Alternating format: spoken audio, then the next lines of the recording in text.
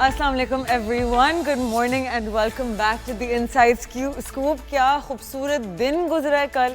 Stock market نے 2300 points positive closing دیا ہے. We reached a new all time high, تو بہت تالیاں for the Pakistan stock exchange. P S X کا جو بینچ مارک انڈیکس ہے KSE 100, it closed above 124,000 points, اور یہ تھا بالکل بجٹ کے ایک دن بعد. What does this mean? It means کہ ہمارا budget has been perceived positively by investors. Budget has strengthened investor confidence in Pakistan. Government policies, macroeconomic indicators favorable ہو چکے ہیں, اور اس کی وجہ سے trust اور faith restore ہو چکا ہے of the masses in the government. ہمیں لگتا ہے کہ شاید budget was favourable to the masses because obviously ہماری سیلری کلاس میں ریلیف ملا تھوڑا بہت. دیکھیں سمپل انگلش میں we were basically in a bit of a pickle. Pakistan was in a bit of a crisis earlier during the last government's tenure, depleted reserves, بے-تکی policies جس کا کوئی ground نہیں تھا, policies کے ساتھ ساتھ بے-تکی اور harmful subsidies جیسے کہ petrol subsidy جو پچھلی گورنمنٹ سے ملی تھی, جہاں money from treasury was being spent on in balance to artificially keep petrol prices low. دیکھیں یہ جو میجرز ہوتے ہیں نا پچھلی گورنمنٹ سے, یہ کیٹاسٹرافک تھے ہماری اکانومی کے لیے, اور پاکستان اتنا قریب تھا ڈیفالٹ کے, کرنٹ اکاؤنٹ ڈیفیسٹ تھا, انفلیشن آل ٹائم ہائی میں تھی, انڈسٹریز کلوز کر رہی تھیں, بہت ان امپلائمنٹ تھی. PML and government, despite all the criticism they face, we must give support and give them the credit for turning around the Pakistan کی economic جو situation تھی, which was honestly destined for disaster. انہوں نے they took it upon themselves to save Pakistan by implementing policies جو کہ چھوٹے time کے لیے کافی سخت تھی, لیکن اسی وجہ سے ہمیں اپنا اصل حال پتہ چلا. ٹیکس کلیکشن پہ فوکس آیا, ٹیکس نیٹ انکریز کرنے پر فوکس آیا, کرنٹ اکاؤنٹ ڈیفیسٹ سے سرپلس ہوا by controlling imports, interest rate 22% سے لے 11% پہ گر گیا, ریمیٹنسز ایٹ ریکارڈ ہائی. تو یہ سارے ریزنز کمبائن ہو کے اس کی وجہ سے ہمارے فیوریبل میکرو اکنامک انڈیکیٹرز بن چکے ہیں پاکستان میں, جس کی وجہ سے ہم نے ایک چینج دیکھا ہے جس طرح پبلک پرسیو کرتی ہے اس گورنمنٹ کو. اس کی وجہ سے انویسٹر کانفیڈنس بھی انکریز ہوا ہے, اور ہم یہ دیکھ سکتے ہیں ہماری خوبصورت مائی فیوریٹ اسٹاک مارکیٹ میں جو رائز کر رہی ہے, اور ہم انشاءاللہ کنٹینیو دیکھیں گے رائز انٹل 2026 انشاءاللہ. آلسو یہ یاد رکھیں کہ یہ چینجز کوئک نہیں ہو سکتے. میکرو اکنامک پالیسیز اور گولز جب امپلیمنٹ ہوتی ہیں, اسپیشلی اسٹرکچرل ریفارمز, تو ایٹ لیسٹ 2 سے 5 سال لگتے ہیں وہ ٹرکل ڈاؤن افیکٹ کے لیے, جب تک وہ پاپولیشن ریچ کرتا ہے. اور یہ صرف ایک ٹرننگ پوائنٹ نہیں ہے, there are better days to come. Okay, so talking about the stock market, کل کا اگر ہم دیکھتے ہیں تو جو سب سے بڑے کنٹریبیوٹرز تھے وہ آپ کی obviously ہم نے کل ہی بات کی تھی cement sector. There was Lucky Cement, Fauji Fertilizer, PPL, Engro holding company, Mari, OGDC. So we can see that was cement and energy heavy, right. Negative contributions کی طرف تھا, there was refinery, there was food, there was Indus Motors, H-Car. So now let's move on to the economic and business segment. General Michael Eric Kurilla جو head ہیں United States Central Command کے, انہوں نے US senate armed services committee کو بتایا کہ پاکستان ایک بہت ایکسیپشنل رول پلے کر رہا ہے in the global fight against terrorism. انہیں پریز کیا پاکستان کے ایکٹیو اور پازیٹیو کنٹریبیوشن کو in regional and international counter terrorism operations. ان کا کہنا تھا کہ ISIS کے still among the most dangerous terrorist outfits in the world, لیکن پاکستان نے اپنی پوزیشن سالڈ کی ہے ایز اے کی counter terrorism ایلائی. Intelligence cooperation between Pakistan and the US نے کہا ہے کہ میجر ISIS کے آپریٹیوز کو ایلیمنیٹ یا کیپچر کرنے میں ہیلپ کیا ہے, including at least 5 top tier leaders. سب سے نوٹیبل سکسیس تھی جعفر کی کیپچر, اور جو ماسٹر مائنڈ تھے 2021 کی ایبی گیٹ بامبنگ کا. کیرلا نے بتایا کہ جعفر کی اریسٹ اور ایکسٹریڈیشن پاکستان کی انٹیلیجنس نے انیبل کی, اور chief of army staff field marshal Asim Munir نے خود US کو نوٹیفائی کیا, شوئنگ ڈیپ ملٹری کوآپریشن. وہ کہتے ہیں کہ پاکستان ابھی بھی ISIS کے اگینسٹ ٹارگیٹڈ انٹیلیجنس شیئرنگ کرتا ہے, جو لمیٹڈ ہے مگر کافی افیکٹو ثابت ہوا ہے. گروپ ابھی بھی پاکستان افغانستان بارڈر پر ایکٹیو ہے, لیکن ان کی آپریشنل اسٹرینتھ ویکن ہو رہی ہے. 2024 سے لے کے پاکستان کے ویسٹرن ریجنز میں 1000 سے زیادہ ٹیررسٹ اٹیکس ہوئے ہیں, جنہوں نے تقریباً 700 لوگوں کی جان لی اور 2500 لوگوں کو انجر کیا ہے. لیکن کیرل نے ایمفسائز کیا ہے کہ پاکستان ایکٹیولی فائٹ کر رہا ہے against the wave of terrorism. آخر میں انہوں نے کہا کہ US must maintain balanced ties with both Pakistan and India. یہ کوئی either or scenario نہیں ہے. انہوں نے کہا we must engage with both for regional stability. Pakistan کا ٹوٹل بجٹ آؤٹلے اگلے فسکل ایئر 25-26 کے لیے 17.5 ٹریلین روپیز ہے, جس میں سے 8.2 ٹریلین صرف ڈیٹ سروسنگ میں خرچ ہوگا, including interest payments and principal re payments.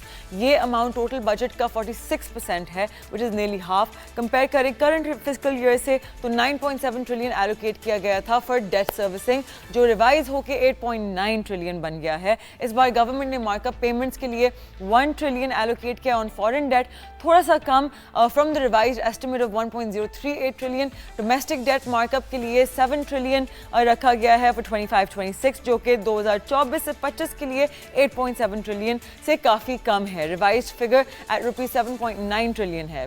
Public debt کی بات کریں تو 76,000 بلین تک پہنچ گیا ہے by the end of March 2025. That's an increase from rupees 4,761 billion, یعنی کہ 6.71% سنس جون 2024. جب یہ روپیز 71,000 بلین تھا. اب ریمیٹنسز کی طرف آتے ہیں. مئی 2025 میں 3.7 بلین ڈالرز کی ریمیٹنسز آئی ہیں according to State Bank Pakistan. 13% increase ہوا ایئر آن ایئر, 16% جمپ ہے فرام اپریل کی 3.18 billion inflow. Cumulatively July to May fiscal year 25 تک ریمیٹنسز پہنچ گئی ہیں at 34.9 billion, which is a 28.8% increase compared to پچھلے سال کا 27.1 billion in the same period. یہ ریمیٹنسز ایکسٹرنل اکاؤنٹ کو سپورٹ کرتی ہیں, اکانومی کو اسٹیمولیٹ کرتی ہیں اور ان ہاؤس ہولڈس کو انکم بڑھاتی ہیں جو ڈپینڈ کرتے ہیں ان پہ. اسٹیٹ بینک گورنر جمیل احمد نے اپریل میں کہا کہ ریمیٹنسز کی اسٹرانگ پرفارمنس کی وجہ سے کرنٹ اکاؤنٹ سرپلس میں رہے گا اس فسکل ایئر میں, اور ان کا کہنا تھا کہ یہ بیسٹ پرفارمنس ہے پچھلے 20 سال میں. بریک ڈاؤن میں سب سے زیادہ ریمیٹنسز مئی 2025 میں آئی ہیں Saudi Arabia 913.9 million, 26% month on month اور 12% ایئر آن ایئر انکریز ہے. یو اے ای سے 754 million, 16% month on month, 13% year on year. U K سے 588 ملین. یو ایس سے ریمیٹنسز رہی ہیں at 314 million, showing a 4% increase from April. Finance minister Muhammad Aurangzeb نے post budget press conference میں stakeholder سے concerns address کیے regarding fiscal year 25-26 budget. اس کا ٹوٹل آؤٹ لے ہے 17.5 ٹریلین. ان کا کہنا تھا کہ سیلریڈ انڈیویجولز جن کی اینیول انکم 6 سے 12 لاکھ کے بیچ میں 2.5% انکم ٹیکس کم ہوگا, لیکن انکم ٹیکس ابھی پرپوزڈ ہے, لیکن ایک امپورٹنٹ ڈسکرپنسی آئی ہے وچ از کہ اسپیچ میں 2.5% ریٹ اناؤنس ہوا تھا, جبکہ فائنانس بل کے مطابق ایکچوئل ریٹ صرف 1% ہے فار دس اسٹیپ. انہوں نے ایمفسائز کیا کہ ایوری نمبر از لاکڈ, تو ریلیف دینے کے لیے کہیں سے پیسے لینا ضروری ہے اینڈ یہ ورک ان پروگرس ہے. اورنگزیب نے کہا کہ پینڈا بانڈ اس کیلنڈر ایئر ایشو کیا جائے گا, جبکہ یورو اور یو ایس ڈالر بانڈز 2026 تک ڈیلے کیے جائیں گے جب تک ریکوائرڈ کریڈٹ ریٹنگ اچیو نہیں ہوتی. ان کا کہنا ہے کہ ٹیرف ریفارمز کافی امپیکٹفل ثابت ہوں گے. 7,000 ٹیرف لائنز میں 4,000 additional customs duties which will boost exports. Government کی فسکل اسپیس لمیٹڈ ہے. Tax G D P ratio currently 10.3% پہ ہے.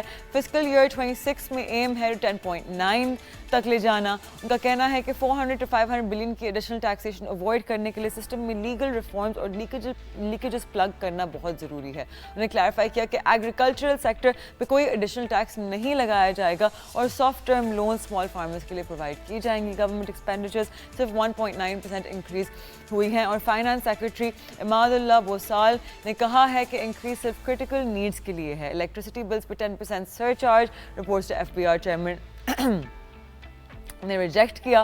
کوئی ایڈیشنل سرچارج امپوز نہیں ہوگا. منیمم ویج 37,000 روپیز رکھا گیا ہے انڈسٹریل سیکٹر کی گروتھ کو دیکھنے کے لیے. سولر پینلز 18% جی ایس ٹی پہ کلیریفیکیشن دی گئی ہے.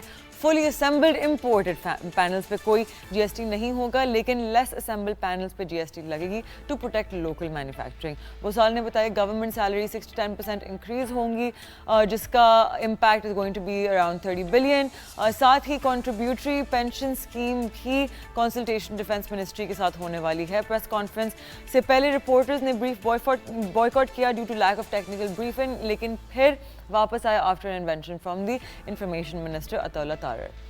Aurangzeb ने budget को describe किया as a starting point to make the economy competitive and export-driven. GDP growth targeted at 4.2%, inflation 7.5%, fiscal deficit 3.9% of GDP, significantly lower than पिछले साल के 5.9%. Primary surplus target है 2.4%, up from 2.2% revised figure this year. Now I'm going to request for you guys to stay with us while we take a very short break. Break se वापस आके we will have with us the British Deputy High Commissioner Lance Dom. So stay with us. Don't go anywhere. Grab your nashta, your chai, your pancakes, your coffee, whatever you want. Get comfortable. It's going to be a very interesting conversation regarding trade between Pakistan and the UK. तो कहीं नहीं जाएगा. Stay with us. आप देख रहे हैं The Inside Scoop and I'm Achal Khan.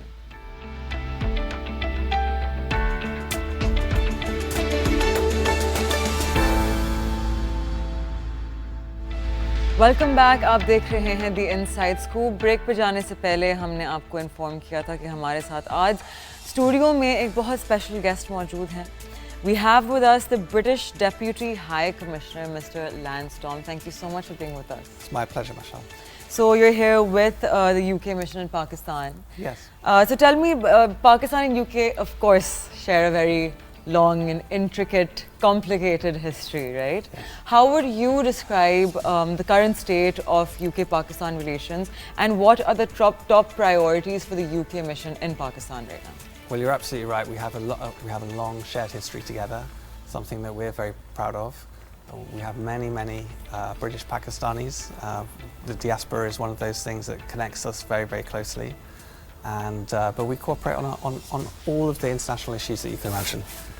So we have cooperation on climate change, on development, on political issues, on international issues, on security, and of course on trade, which is a big part of my role, is to build on the very good work we're already doing between us as countries on trade. We have over $5 billion every single year that is traded between the two countries. That's good, but we feel we could do even more. Pakistan has a huge amount to offer. Big and growing population, growing middle class, lots of young talented people, and I've been lucky enough to meet many of them in my time so far in Karachi. Very impressive people, and I think this is something that we can build on and really expand our trade in a whole range of sectors.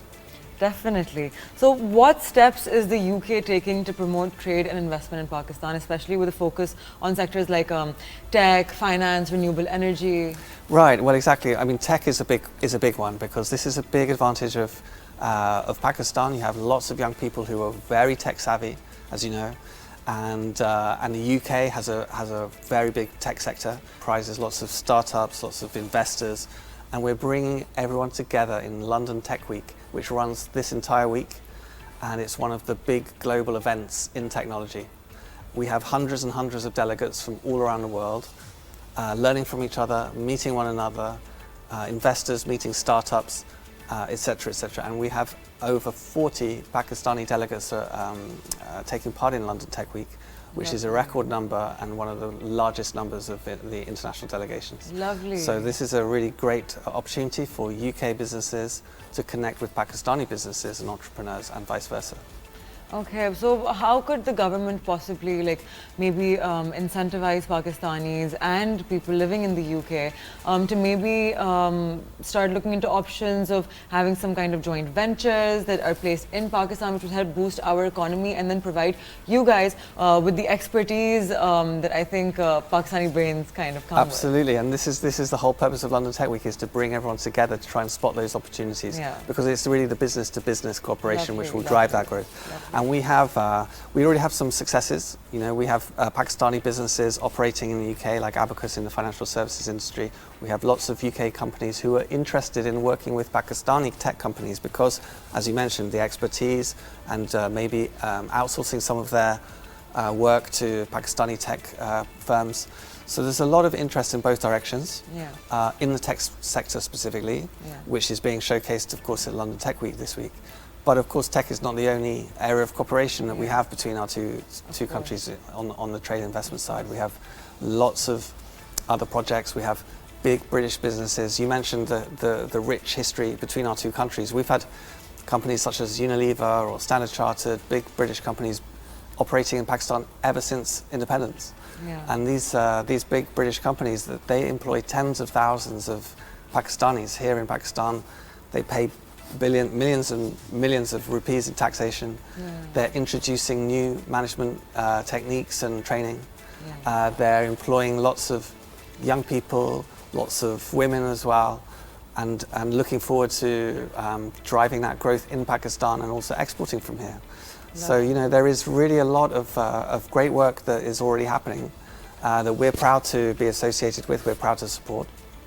If any Pakistani businessman or business is interested in investing in the UK or operating in the UK, we in our Deputy High Commission and our High Commission in Islamabad have a dedicated team of people who can help with that. So please do contact the Deputy High Commission. And how can they get in touch? They get in touch through the website. Okay, if you're interested in investing in the UK, like I said, we already have some success stories of Pakistani businesses operating in the UK. Lovely, lovely. Both in the tech sector, but also in other sectors such as retail. And we have lots of British companies operating here in Pakistan, over 200. Some are small, some are medium-sized, and some are very large. Like I say, employing tens of thousands of people. Okay, lovely. So, as we were having a conversation regarding this before we went on air, the Pakistani stock market has outperformed all global markets last year, more than an 80% return, real return in dollarized terms. Yeah. What is needed for the UK funds? How can me and everyone in the capital markets in Pakistan maybe lure you guys toward our markets and bring you guys toward investing here? Well, I mean, an 80% return is already going to be luring a lot of people over to look at the Pakistani stock market. So that's already a big thing. There are contacts between both the stock market here in Karachi and in London. I know there are some initial contacts. There are also contacts between our central banks as well, which are, of course, important in this area. And look, you know, we've noticed that the Pakistani stock market has gone up a lot in recent times. There has been some turbulence in stock markets around the world in the last few months, but the UK stock market as well is on a positive trajectory. I think there's good scope to cooperate there. Yeah. So yeah, I mean, really interesting story about this, about the growth in the Pakistani stock market for sure. And you know, if public listed companies in the UK would like to do joint ventures with Pakistani companies, not only I think with the low cost of pretty much everything except for energy in Pakistan help boost the profits, but I think that would be a great addition to both stock markets. I mean, you're absolutely right in terms of one of the big advantages Pakistan does have in terms of business is low cost, whether it's low cost labour, low cost land, low cost other inputs. So look, there's a lot of scope for joint ventures, as you say, and other business opportunities.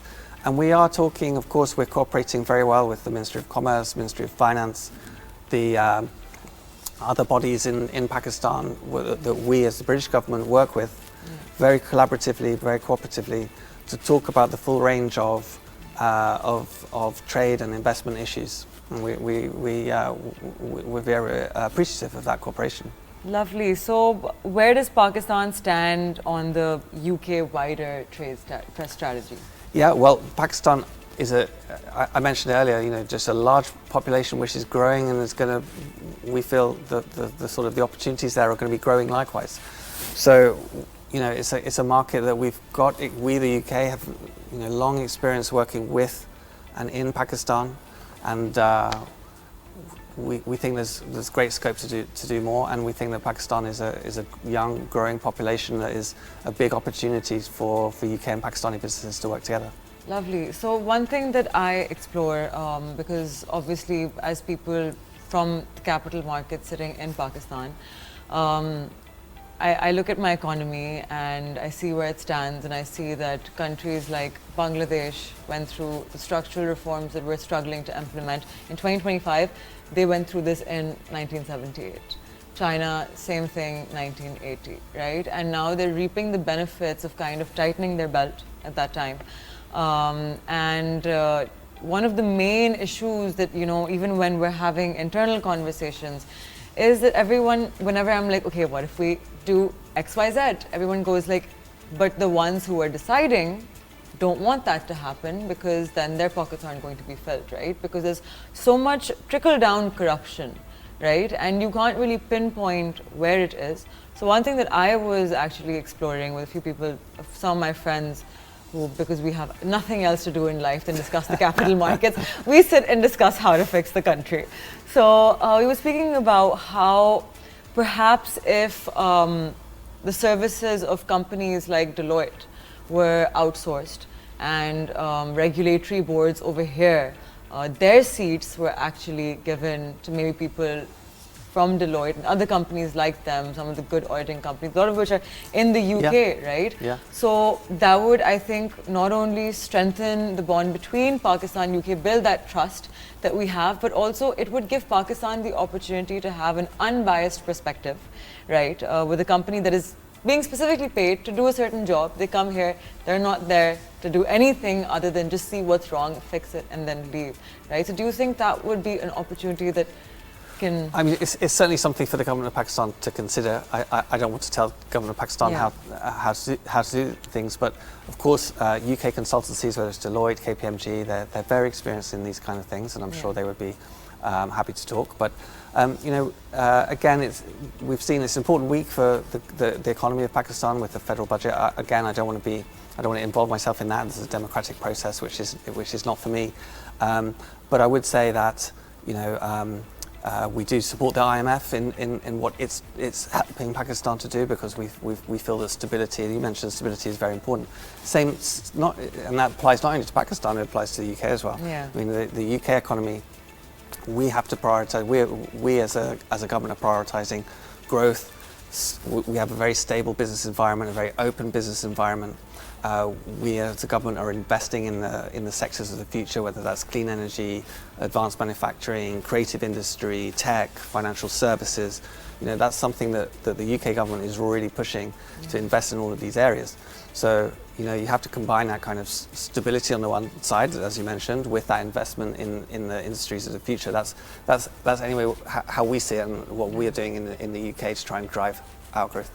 So you mentioned renewable energy, right? And obviously agricultural technology in the UK is far superior to Pakistan. Pakistan being an agricultural country, primarily most of our exports are agriculture, which make them high bulk, low value, right?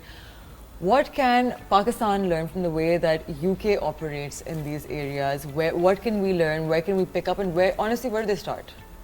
Well, look, you're absolutely right. I mean, there is huge scope in Pakistan on the agricultural side. I mean, really, this is an area where I'm sure that Pakistan will be looking at other countries to see, well, where can they improve. Now, the UK may or may not be the best example, because obviously we've got a very different climate, very different agricultural sector. But yes, modernisation, new machinery, etc. I mean, there are experts in the UK at different universities and different businesses, different consultancies, who I'm sure can help Pakistani businesses with that. You mentioned London Tech Week, right? And it is coming up. So how can, if there are locals over here who want to get in touch, who want to go about it, where do they start? Where do they reach out? What are the steps? Google London Tech Week. Okay. There is a website there which has so much information about what is available. There's actually a lot you can do, even if you're not a delegate, even if you're not present at the London Tech Week. There's so many different videos and contact points and information. And it's really a global hub, because the UK has one of the biggest tech industries in the world. Everyone knows about Silicon Valley in the US, of course. London is probably, I would say, number two behind that, in terms of just the scale of the sector, the expertise that we have, the different range of tech and financial products associated with it. So please do go on to London Tech Week, Google it. There's a wealth of information online. I'm sure people will find it valuable. Okay, lovely. So as we all know, the British pound is one of the strongest currencies in the world, right? And at the same time, the Pakistani rupee is a currency that struggles, that has devalued a lot in the past few years. What can we do differently? What can we learn from the UK? What was done differently by the UK that maybe could set an example for Pakistan? Again, not for me to sort of just suggest about specifics. Historical figures. But of course, a strong currency is based on a strong economy, and a strong economy is based on stability and structural reform. to modernize. And I think, you know, I think Pakistan is doing that. I mean, you know, I think there has been in the last few years, the economy has been stable here and has been improving. And I think there are attempts to go further with that structural reform. We've seen some suggestions on tariffs and maybe modernizing a little bit and lowering some of the tariffs, which we think is going to be good for businesses both in Pakistan and for the UK. So these kind of structural reforms allied to a stable and open business environment are very important. You know, when I talk to British businesses operating in Pakistan, they are positive about what they can achieve here, and they are positive about their businesses, how they operate in Pakistan, but they do want a stable business environment, they want reliable internet, they want predictable taxation, they want low energy costs, they want clean and reliable energy as well, and they want to have you know, educated workforce. So all of these things, and they want to have their intellectual property protected. You know, so all of these kind of basic fundamental building blocks of the economy is an important place to start. Definitely. So how is the UK making it easier for bilateral trade and investment in Pakistan? We are open. Our economy in the UK, we're doing everything possible to make the UK the best place in the world to build a business. We're already a very open economy. We're already, it already takes, I think, the fewest number of days to open a business. You know, you just register it with Companies House is what it's called. So so it's easy to open a business. It's very transparent. We have, you know, low levels of corruption. We have high levels of digitalization. We have an educated workforce. So we think we're in a good place to grow over the next few years, working of course with our partners around the world, including Pakistan. Okay, lovely. Well, with that, we come to the end of our show. So I would really like to thank you for taking the time out to be with us. My pleasure, Mashal. Thank you. No, of course. And आप लोगों से मिलूंगी कल सुबह 11 बजे. देखिएगा The Inside Scoop. I am Mashal Khan. Take care. खुदा हाफिज़.